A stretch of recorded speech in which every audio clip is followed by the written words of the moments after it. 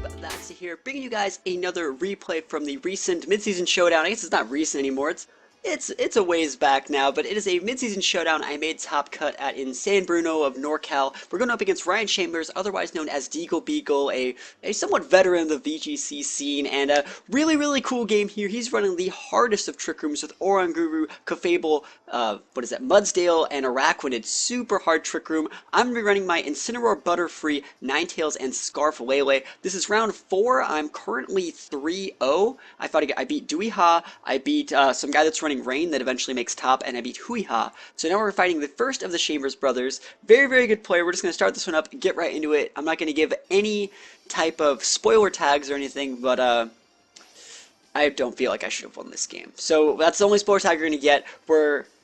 Yeah, I don't know. We'll see what happens. So we got Oranguru Cafable, right? So he's reading my potential for multiple fake outs. Remember, I'm still using like Raichu and Incineroar, so I have multiple fake out potential. I lead Incineroar Butterfree, which is something I don't lead very often. And remember, when you see an Oranguru, you have to assume the worst case scenario that they have the Mental Herb plus the Inner Focus, so you can't really ever just fake out Orangurus. So what he's doing is he's double protecting to scout what I go for, as well as just waste my fake out, which is definitely a really good play.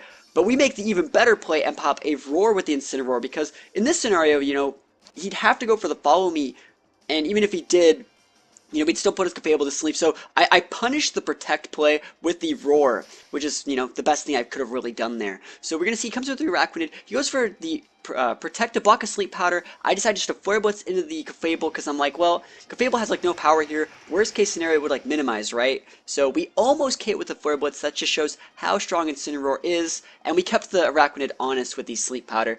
So we're just going to lose, well, he's going for the Flamethrower on Butterfree, but it's not like he can really KO it unless he gets a crit or burns. He doesn't get either of those, so I really completely feel like I'm fine here. He's then going to go for the Follow Me play. This was pretty expected here, and it pretty much means that we're going to lose one of my Pokemon. One of the bad things about this team, you know, this lead that I went for example, is none of my Pokemon have Protect, so it's not like I could just Protect with my Butterfree, safely KO the Cafable, and the next turn be right back where I want to be. So I have to go for the Sleep Powder.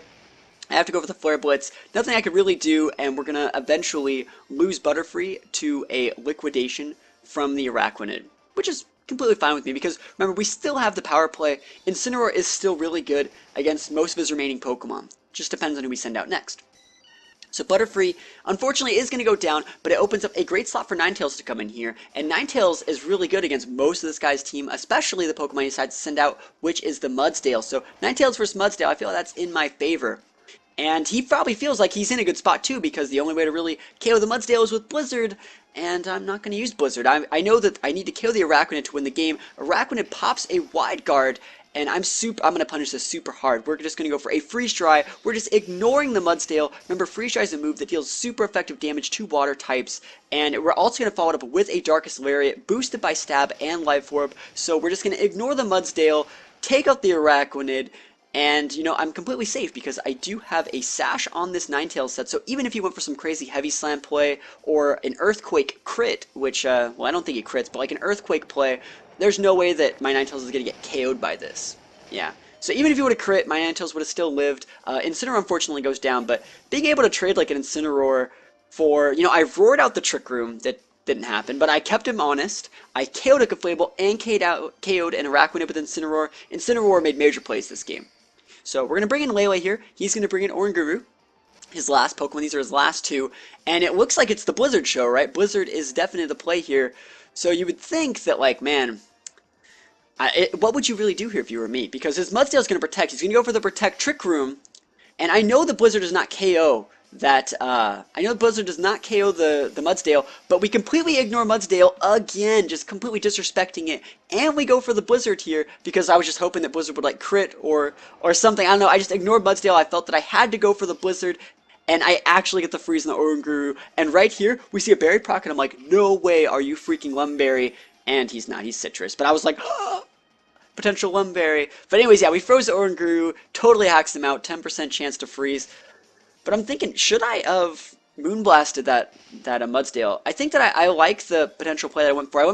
I needed to either crit a Moonblast, crit a Blizzard, or freeze it, which I did. So I went with the play that gave me, you know, 3 outs instead of, you know, I could just potentially take out the Mudsdale, and then Orgu couldn't do anything. So I don't know. There's multiple ways to see it, but luckily for me, I did get the freeze, and we take those. Like I popped off when I got that freeze. I was like, oh man, like I could not believe that I actually got it, because like that was my out. Like I had to do it, and I felt bad for him, and I told him after the game.